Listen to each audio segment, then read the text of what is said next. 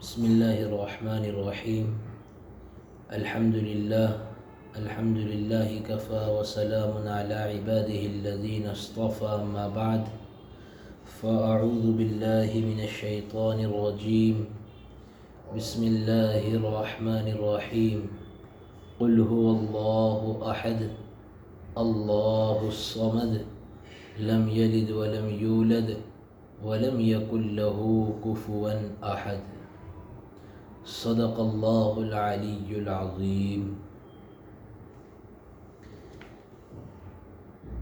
فنا ہو جائے ہم کیوں کر نہ تعریف صحابہ میں، فنا ہو جائے ہم کیوں کر نہ تعریف صحابہ میں، محمد مصطفیٰ سے حشر میں انعام لینا ہے۔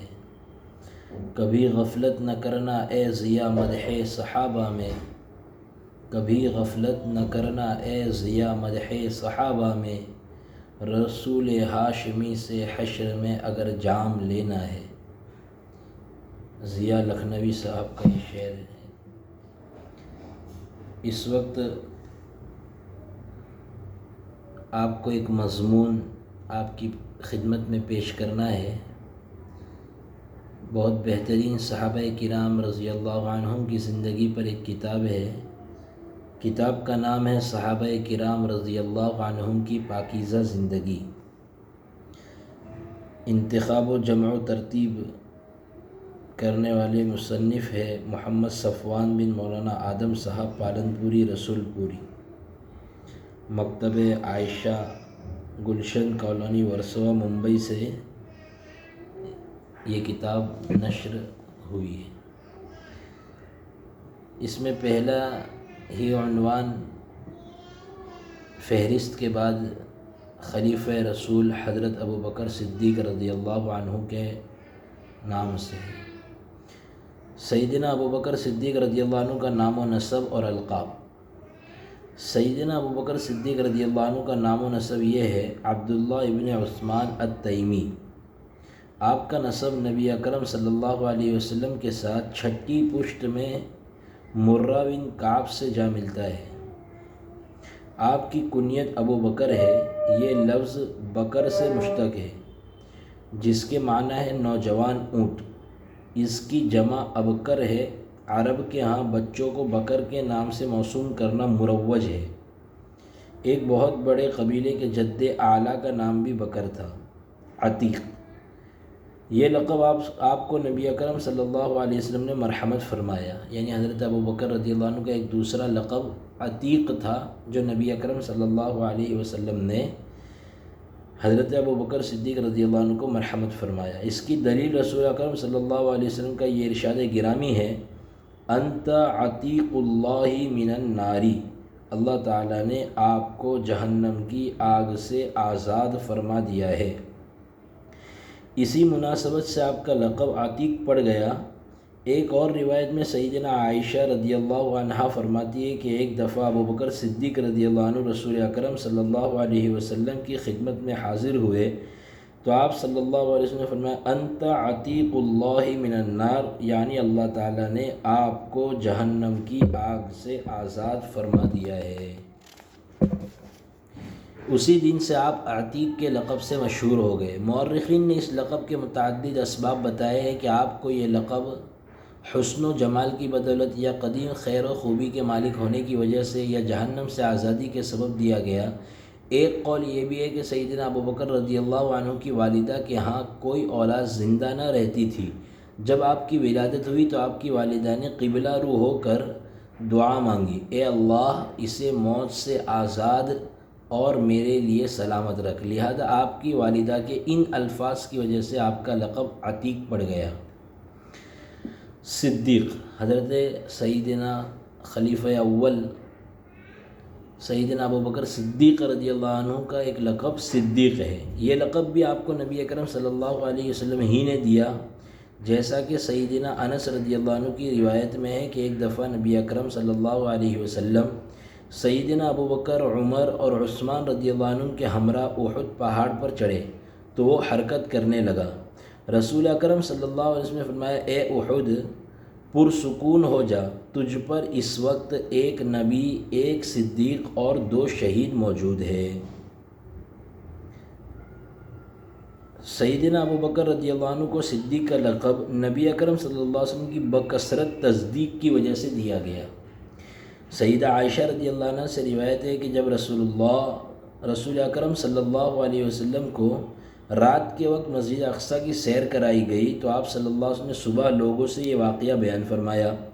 کچھ لوگ جو پہلے ایمان لا چکے تھے مرتد ہو گئے۔ بعض افراد نے سیدنا ابو بکر رضی اللہ عنہ سے کہا، اپنے ساتھی کی خبر لیجئے، اس کا خیال ہے کہ اسے رات ہی میں بیت المقدس کی سیر کرائی گئی ہے۔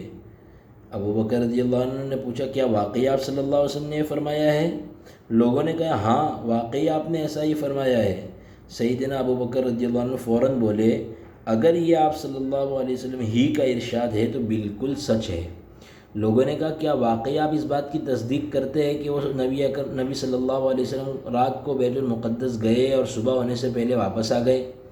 سیدنا ابو بکر رضی اللہ عنہ نے کہا، مجھے اس بات کی تصدیق کرنے میں کوئی عار یعنی شرم محسوس نہیں، بلکہ میں تو اس سے بھی آگے بڑھ کر یہ ایمان رکھتا ہوں کہ آپ کے پاس صبح و شام آسمان کی خبریں آتی ہے۔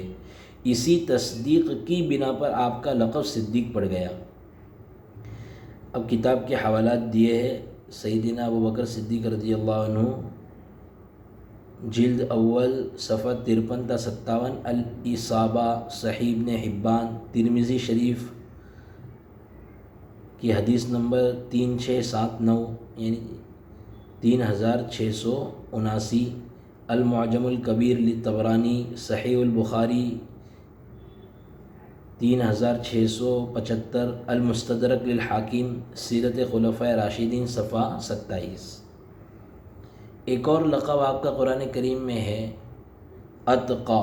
یہ لقب اللہ تعالیٰ نے آپ کو بذریعہ قرآن دیا ہے۔ واللیل اذا یغشی کے اندر جو اخیر کے اندر وَسَيُجَنَّبُهَا الْأَتْقَى الَّذِي يُؤْتِي مَالَهُ يَتَزَكَّى، تو اتقا سب سے زیادہ متقی، یہ لقب جو ہے آپ کو دیا گیا۔ اواہ کا ایک لقب آپ کو دیا گیا ہے۔ امام ابراہیم نخعی رحمہ اللہ فرماتے ہیں، حضرت ابو بکر صدیق رضی اللہ عنہ کو ان کی نرم دلی اور مزاج میں رحمت و شفقت کے باعث اواہ کہا جاتا تھا۔ سیدنا ابو بکر صدیق رضی اللہ عنہ نامی ایک کتاب کا حوالہ دیا ہے، صفحہ 59 یہ دیا گیا ہے۔ اسی طرح خلیفہ رسول صلی اللہ علیہ وسلم کا مبارک خطاب، خلیفہ رسول صلی اللہ علیہ وسلم کا مبارک خطاب آپ رضی اللہ عنہ کے سوا کسی کے لیے استعمال نہیں ہوا۔ خلفائے ما بعد امیر المؤمنین کہہ کر پکارے گئے۔ یہ بھی حضرت ابو بکر صدیق رضی اللہ عنہ کی فضیلت ہے کہ انہیں جو ہے خلیفہ رسول ہی کے لقب سے یاد کیا جاتا ہے۔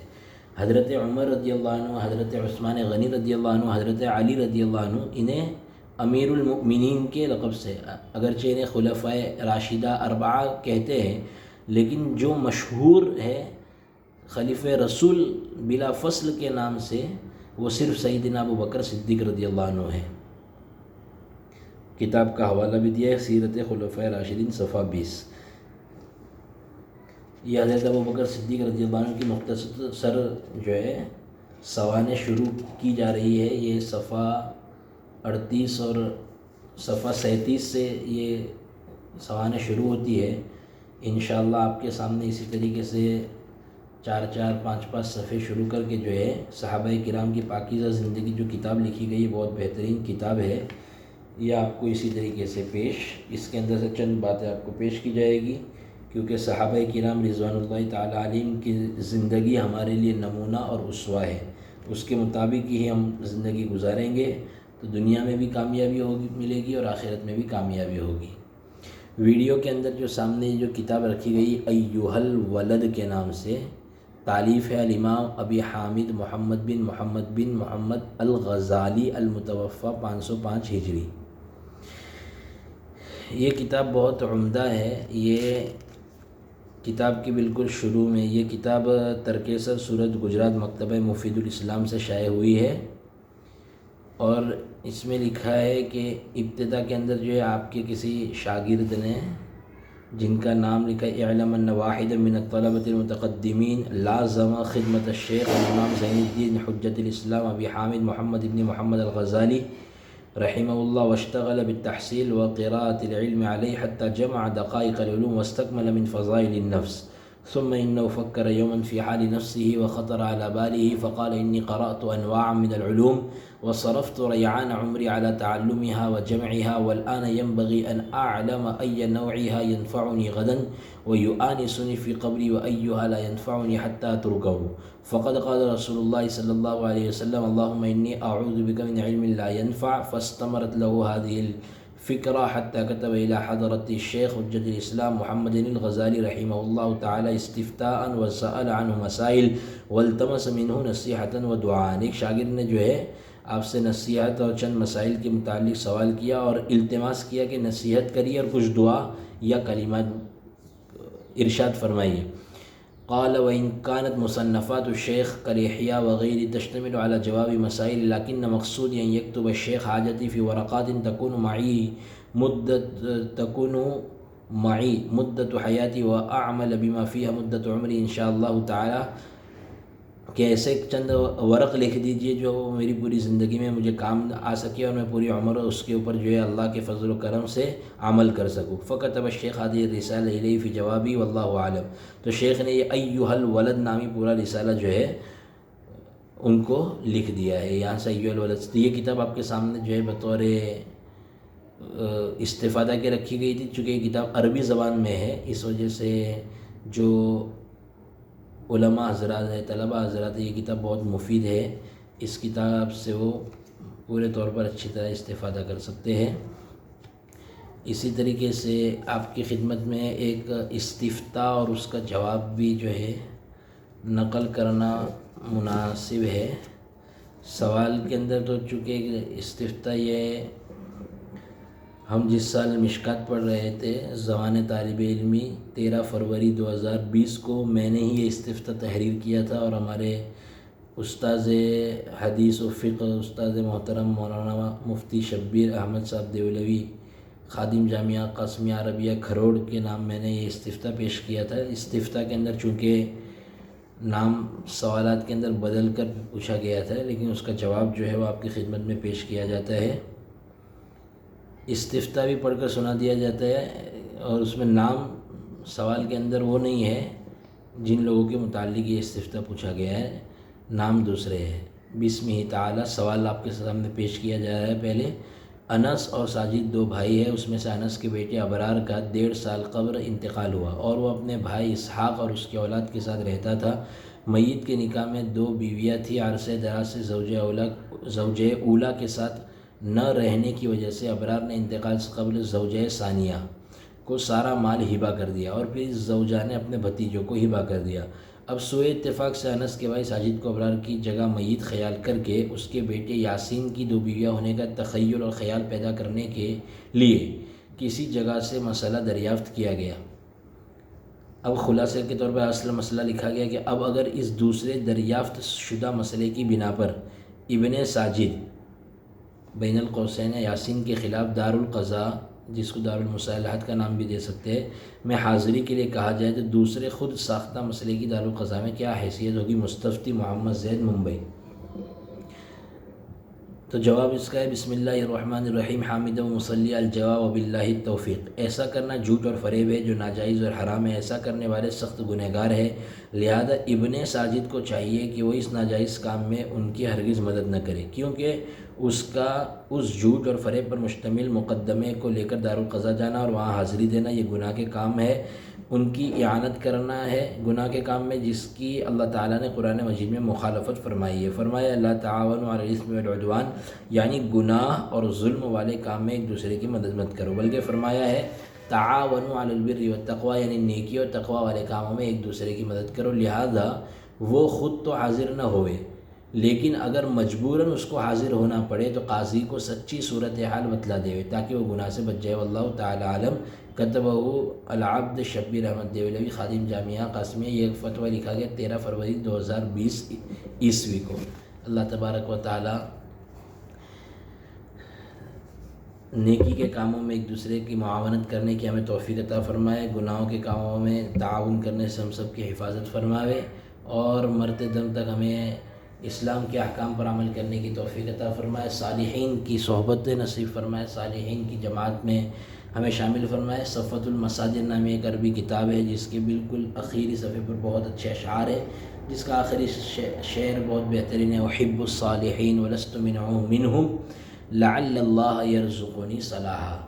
احب الصالحین کہ میں نیک لوگوں سے محبت کرتا ہوں، ولست منہم اگرچہ میں ان میں سے اپنے آپ کو سمجھتا نہیں ہوں، لعل اللہ یرزقنی صلاحا لیکن نیک لوگوں کے ساتھ رہنے کی وجہ سے ہو سکتا ہے کہ اللہ تبارک و تعالی میرے اندر بھی نیکی پیدا فرما دے۔ خود اللہ کے نبی صلی اللہ علیہ وسلم نے فرمایا المرء مع من احب، کہ قیامت کے دن آدمی کا حشر انہی لوگوں کے ساتھ ہوگا جن سے وہ محبت رکھتا ہے۔ تو ہمیں بھی چاہیے کہ ہم اچھے لوگوں کی صحبت اختیار کریں، نیک لوگوں کی مجالس کے اندر جانے کی فکر کریں اور انہی سے محبت رکھے۔ اس وقت جو آوارہ گردی اور آوارہ قسم کے لوگ ہیں ان لوگوں کے ساتھ اٹھنا بیٹھنا کم کر دے، اور ہم اس نیت کے ساتھ اگر ہمارے دوست و احباب اس طرح کے جو بال انگلش کٹواتے ہیں، پینٹ پھٹی ہوئی پہنتے ہیں اور اس طرح کی بہت ساری چیزیں، اگر وہ گٹکا وغیرہ کے عادی ہے، ان ساری چیزوں کے ہمارے دوست احباب ہیں، تو اس نیت کے ساتھ ان کے ساتھ اٹھنا بیٹھنا، سلام دعا رکھے کہ ہم ان کو جو ہے دعوت دیں گے، اچھی باتوں کی طرف بلائیں گے، نماز کی طرف بلائیں گے، اور اس کے نتیجے میں ہم کل قیامت کے دن بھی ہمارا حشر جو ہے اچھے لوگوں کے ساتھ ہوگا۔ قرآن کریم میں اللہ تبارک و تعالیٰ نے کہا ہے کہ جنت جو ہے متقیوں کے لیے بنائی گئی ہے۔ اب تقویٰ کیسے آئے گا؟ تو ہے کونوا مع الصادقین، قرآن کریم میں ہے کہ نیک لوگوں کے ساتھ التزام، ان کے ساتھ ان کو لازم پکڑو، ان کے ساتھ رہو۔ جو باتیں کہی گئی ہے سب سے پہلے اللہ تبارک و تعالیٰ مجھے عمل کی توفیق عطا فرمائے، ہم سب کو عمل کی توفیق عطا فرمائے، اور جو باتیں مفید ہو اس کو اللہ تبارک و تعالیٰ جاری و ساری فرما دے۔ وآخر دعوانا ان الحمد للہ رب العالمین، سبحان ربک رب العزت عما یصفون وسلام علی المرسلین والحمد للہ رب العالمین۔